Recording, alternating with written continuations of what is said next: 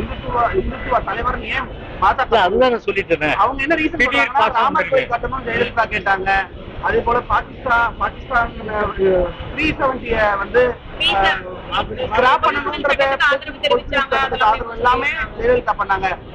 இல்ல இப்ப திருமதி தமிழிசை கூட ஒரு ஆளுநரா இருந்தவங்க ஒரு தவறான தகவல் சொல்லாமா? நான் கேக்குறேன், எந்த இடத்துல அம்மா வந்து கர சேவைக்கு ஆட்கள் அனுப்பினாங்கன்னு சொன்னாங்க சொல்லுங்க பார்க்கலாம். அது வந்து அதிமுக தலைவர்களே வந்து பேசாங்கன்னு சொல்லிட்டு ஒரு பொறுப்புள்ள பதவியில் இருந்து கொண்டு இப்படி ஒரு பொறுப்பற்ற அந்த பேச்சு என்பது நிச்சயமாக வந்து ஒரு முகசுளிக்கிட்ட வகையில் தான் இன்றைக்கு தமிழிசை சவுந்தரராஜனுடைய அந்த கருத்து இருக்கு.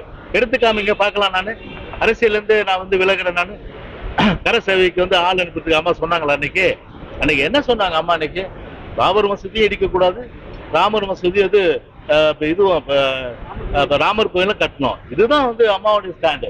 ஏன்னா ரெண்டு மதங்களை மதிக்கப்படணும். இந்துவாக இருந்தாலும் மதிக்கப்படணும், இஸ்லாமியர்களாக இருந்தாலும் மதிக்கப்படணுன்ற அடிப்படையில் தான் அம்மாவுடைய கருத்து இருந்தது. ஆனால் வேண்டுமென்றே திரித்து இப்ப கர சேவைக்கு தான் ஆள் இருந்துச்சு. அதை வந்து அன்னைக்கு நான் கூட தான் அந்த அம்மா கூட 91 96ல அன்னைக்கு வந்து அம்மா கூட இருந்த தலைவர்கள் அன்னைக்கு வந்து விமர்சனம் பண்ணாங்க. அன்னைக்கு இப்படி வந்து ஒரு அண்ட புழுகு ஆகாச புழுகு இன்னைக்கு வந்து பாத்தீங்கன்னா இன்னைக்கு வந்து ஒரு பெரிய அளவுக்கு இந்த பிஜேபியை பொறுத்தவரை ஒரு தோல்வியினுடைய உச்சகட்டத்தை போயிட்டு இருக்கு. இன்னைக்கு அந்த ஒரு அடிப்படையில் இன்னைக்கு வந்து மேல இருக்கிறவங்களும் வாய்க்கு வந்தபடி பேசுறாங்க, கீழே இருக்கிறவங்களும் வாய்க்கு வந்தபடி இன்னைக்கு வந்து பேசிட்டு இருக்கிறாங்க. இந்த உலர்களுடைய கட்சியாக இன்னைக்கு வந்து பிஜேபி மாறிட்டு. தமிழகத்துல சட்டம் ஒழுங்கு சீர அமைப்பு மிக பிரமாதமா இருக்கிறது தமிழக அரசு சொல்லியிருக்கு, முதல்வரும் சொல்லியிருக்கிறாரு. இதே நேரத்தில் 868 பேரை இந்த 6 மாதத்துல குண்டர் சட்டத்தில் போட்டிருக்கிறதாக ஆணையாளரே பேட்டி கொடுத்திருக்கிறாரு. சட்டம் ஒழுங்கு இப்போ அதுவே வந்து ஒரு சட்ட ஒழுங்கு சீர்கெட்டுதான் அர்த்தமாகுது. அப்போ வந்து எதிர்கட்சிகள் குறிப்பாக வந்து கழகத்துடைய பொதுச் செயலாளர் அவர் அவ்வப்போது பத்தின அறிக்கை விடுறாரு, பேட்டி கொடுக்குறாரு. இதெல்லாம் உரைக்குது திமுகவுக்கு. உடனே அப்பதான் வந்து கொஞ்சம் மாற்றம் தூக்கத்துல இருந்து எழுந்து உடனடியாக என்ன பண்றாங்க, அப்பதான் ஆக்ஷன் காட்டுறாங்க. கஞ்சா ஒழிக்கலன்னா அப்பதான் வந்து போலீஸ் போகுது. ரவுடி சந்தாஸ் அப்பதான் 4 பேரை பிடிக்கிறாங்க. கொலை கொள்ளை கற்பழிப்பு எல்லாம் சர்வசாதாரண. இன்னைக்கு இந்தியாவிலே இன்னைக்கு வந்து ஒரு முதன்மை மாநிலம் சொன்னா தொழில முதன்மை மாநிலமா, விவசாயத்துல முதன்மை மாநிலமா, இல்ல வந்து கல்வியில முதன்மை மாநிலமா? கொலை கொள்ளை கற்பழிப்பு ஆள் கடத்தல் முதன்மை மாநிலம். கஞ்சாவில் போதை வஸ்துக்கள் அதுல வந்து முதல் மாநிலம். இப்படிதான் வந்து தமிழ்நாடு திமுக ஆட்சியில வரலாறு படுத்தக்கூடிய. எனவே இதெல்லாம் திரு அண்ணாமலை நீங்க பேசுறாங்க, இன்னைக்கு ஒன்னும் பேசுறதில்லை. அவரை பொறுத்தவரை பாத்தீங்கன்னா அதிமுக அவசியம் வாங்கி கட்டிக்கணும், அந்த அடிப்படையில வாங்கி கட்டியிருக்காரு. நீங்க இனிமேல வாய் திறந்தா கண்டிப்பா மோசமான விளைவுகளை கண்டிப்பா வந்து திரு அண்ணாமலை சந்திக்கிறேன்னா இதோட வந்து நிறுத்துறது நல்லது. அண்ணாமலை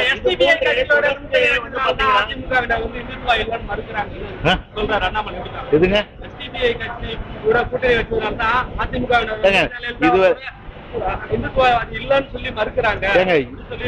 இதுவரையில நான் தான் சொல்லிட்டேன்ல, இப்ப எல்லாருமே தெய்வ பக்தி உண்டு. எல்லாருக்கும் தானே இருக்கு தெய்வ பக்தி.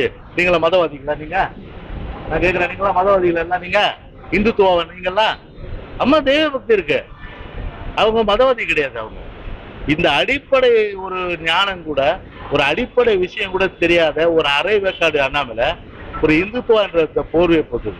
ஏன் பிஜேபி தலைவர்களா இருக்கின்ற வாஜ்பாய் பத்தியா பேச மாட்டேங்க? வாஜ்பாய் இவரை பத்தி அத்வானி பத்தி பேச மாட்டேங்க?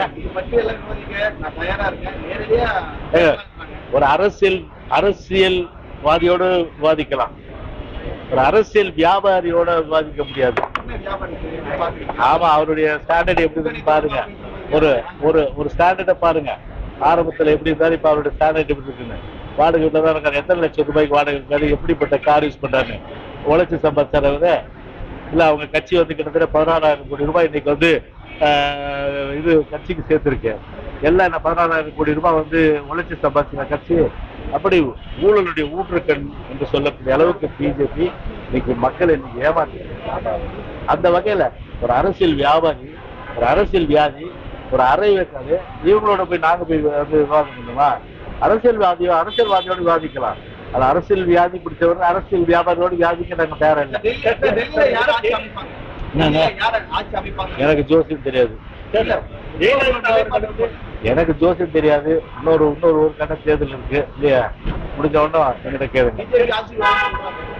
முடிஞ்ச உடனே சொல்லுங்க. நீங்க முடிஞ்ச உடனே கேளுங்க. நீங்க ஜெயலலிதா அவர்கள் வந்து முதல்வராக இருக்கக்கூடிய நிலையில வந்து பாத்தீங்கன்னா இந்த மாதிரி தலைவர்கள் வந்து ஒரு தவறான கருத்தை முன்வைச்சா அதிமுக வந்து களத்தில் நின்று அதிகமான போராட்டம் வந்து ஈடுபட்டிருக்கு. ஆனா தற்பொழுது அப்படிப்பட்ட ஜெயலலிதா அவரை பல குற்றச்சாட்டு வைக்கும்போது நீங்க வாய்மொழி எதிர்ப்பு காட்டுறீங்களே தவிர களத்துல எந்த ஒரு எதிர்ப்பு இல்லைங்க. ஒரு பிஜேபி பொறுத்தவரை நாங்க ஒரு பெரிய கட்சியா தமிழ்நாட்டுல வந்து அதை வந்து கன்சிடர் பண்ணோம். தமிழ்நாட்டை பொறுத்தவரை அது வந்து ஒரு சிறு வயது குழந்தை தான். அது வந்து ஒரு சவலை குழந்தைன்னு சொல்லலாம். சவலை குழந்தை சொல்லலாம். அந்த வகையில அவங்க கருத்து நம்ம சொல்றவங்க. எங்களுக்கு பிரதான எதிரி யாரு? தமிழ்நாட்டை பொறுத்தவரை திமுக வந்து எங்கள் மீது விமர்சனம் இல்லை, இப்ப அவர்களுடைய அடாவடித்தனங்கள், அக்கிரமங்கள், அநியாயங்கள் இதெல்லாம் வந்து பிரியப்படும் போது கண்டிப்பா வந்து நீங்க சொல்ற மாதிரி எங்களுடைய பூச்சாலை பொறுத்தவரை அதற்குரிய நடவடிக்கை எடுப்பாங்க. அதே போல வந்து பாத்தீங்கன்னா திமுக ஆட்சி அமையறதுக்கு முன்னாடி தன்னுடைய தேர்தல் இஸ்லாமியர்களுக்கு வந்து இடஒதுக்கீடு அதிகபட்ச தரப்படும் சொல்லியிருந்தாங்க.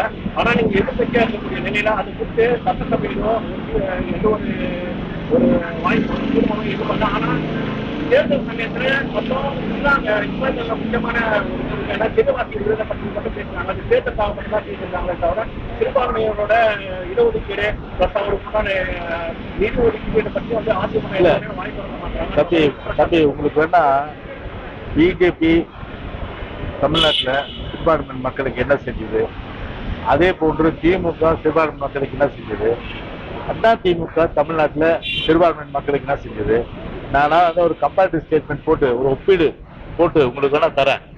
அதுல பாத்தீங்கன்னா அதிகமா பாத்தீங்கன்னா இஸ்லாமிய மக்கள் நன்மை பெறுகின்ற வகையில முதல்ல என்ன ஒரு அமைதி. நீங்க போனா உயிரோடு திரும்பி வீட்டுக்கு போகணும். அதுக்கப்புறம் தான் மற்றதெல்லாம் சலுகைலாம். ஆனா அந்த அமைதியை நிலைநாட்டது யாரு? 96 பாபர் மசூதி பிரச்சனையாச்சு. ஒரு இஸ்லாமிய மக்களுக்கு ஏதாவது பாதிப்பு இருந்தா இங்க? ஒரு இந்துக்களுக்கு பாதிப்பு இருந்ததா இங்க? ஒரு கிறிஸ்துவ சமுதாய மக்களுக்கு பாதிப்பு இருந்ததா? பாதிப்பு இல்ல. ஏன்னா எந்த ஒரு தீவிரவாத தலை தூக்காமல் தமிழ்நாடு அமைதி பூங்கா, பீஸ் பிரிவிலிங் ஸ்டேட் என்ற வகையில உருவாக்கி தமிழ்நாட்டை அமைதி பூங்காவாக உருவாக்கினாங்க. உங்களுக்கு நீங்க போய் பத்திரமா வீடு போய் சேர்ந்தாங்க. அதாங்க முதல்ல. அடுத்ததாங்க சலுகை. அந்த ஒரு பாதுகாப்பு உள்ள ஒரு நிலையை அதிமுக ஏற்பட்டுச்சு. சரி, திமுக 98 இதே திரு அத்வானி வந்து கோயம்புத்தூர் வராரு. கோயம்புத்தூர் வரும்போது என்ன நிலைமை ஆச்சு சொல்லுங்க? ஒரு குண்டு கோயம்புத்தூர் வெடிச்சது. ஆனா தமிழ்நாடு முழுவதும் இஸ்லாமிய பெருமக்கள் வேட்டையாடப்பட்டாங்களா இல்லையா? சொல்லுங்க. பர்தாவை தூக்கி பாக்குறது, முஸ்லீம் பெரியவர் வந்து 1000 ரூபாய் வச்சிருந்தா தூக்கி குண்டர் சட்டத்துல போடுறது, சிறையில் அடைக்கிறது, மசூதிக்குள்ள வந்து அத்துமீறி நுழையிறது, இதெல்லாம் வந்து எப்ப நடந்தது? எங்க ஆட்சி நடந்தது? திமுக நடந்தது. திமுக ஆட்சியில டிசம்பர் 6 அது வந்துட்டாலே வந்து பாத்தீங்கன்னா திமுக ஆட்சியில அப்படியே வயிற்றுல வந்து நெருப்ப கட்டிட்டு போற மாதிரி போவாங்க. ஏன்னா அந்த அளவுக்கு ஒரு அச்சம் இருக்கு. ஆனா அம்மா ஆட்சி டிசம்பர் 6 வந்தா எந்த இஸ்லாமிய மக்களை கேட்டு பாருங்க, ஏதாவது ஒரு சிறு பிரச்சனையாவது இஸ்லாமிய மக்களுக்கு இருந்ததா? கிடையாது. அந்த அளவுக்கு வந்து ஒரு பாதுகாப்பு தான் முதல்ல முக்கியம். பாதுகாப்பையும் அளித்து உயிருக்கு உத்தரவாதத்தையும் எல்லாருக்கும் கொடுத்து ஒரு அமைதியை ஏற்படுத்தி முழுமையான அளவுக்கு சலுகையும் கொடுத்த ஒரு அரசு அம்மாவுடைய அரசு. திமுக ஆட்சியில கைது செய்யப்பட்டாங்க. ஆனா அதுக்கப்புறம் வந்து பாத்தீங்கன்னா அதிமுக நிறைய வந்து ஆட்சி அமைச்சிருக்கு. அந்த நேரத்துல வந்து அவரோட விடுதலை பத்தி நீங்க எந்த ஒரு முன்னெடுப்பு எடுக்கல. ஆனா இது இப்போ ஆட்சி வந்து திமுக தானே கைது பண்ண திமுக தானே எடுத்து விடுதலை பண்ணிருக்கு. என்ன ஒரு நடவடிக்கை விடுதலை பண்ணதா? எங்களை பொறுத்தவரை அவங்க எங்களுடைய பொதுச்செயலாளர் சொல்லியிருக்காரு, விடுதலை செய்யப்பட வேண்டும். அதுல எங்களுக்கு மாறுபட்ட கருத்து கிடையாது. திமுக வந்து சுப்ரீம் கோர்ட்ல என்ன போய் வாக்குமூலம் கொடுத்துருக்கான்னு அஃபிடவிட் வச்சு பாருங்க. தமிழ்நாட்டுல பிரதமர் மோடி ஆகட்டும், மற்ற முக்கிய அமைச்சர் எல்லாமே அதிமுகவுடைய முகமா தெரியக்கூடிய தலைவர்களை அவங்க பிரச்சார கூட்டத்துல பயன்படுத்தினாங்க. அப்பவே அதிமுக வலுவான எதிர்ப்பு தெரிவிச்சிருந்தா இன்னைக்கு மாநில தலைவருக்கு பேசிட்டு போறாங்க அதிமுக. இல்ல ஏங்க, அவங்க வேற வழி இல்லைங்க. அவங்களுக்கு யார் இருக்காங்க லீடர்ஸ்? யாரு இருக்கா? ஒரு லீடர்ஸே கிடையாது. அதனால எங்க தலைவர்களை போட்டு வாங்கி கட்டிக்கினாங்க. என்னதான் போட்டாலும் படம் போட்டாலும் சரி, நிச்சயமா ஓட்டு ஒன்றும் ரெட்டலை ஓட்டு ஒன்றும் கண்டிப்பா மாறாது. ரெட்டலை போட்ட ரெட்டலை கை போட்ட அந்த கை எப்போதும் ரெட்டலை தான் போடும். அதிமுக போட்ட கை எப்போதும் அதிமுக போடும். அதுல எந்த மாறுதலும் கிடையாது. ஓகே, இந்த மாசம் தமிழ்நாட்டுல இருக்க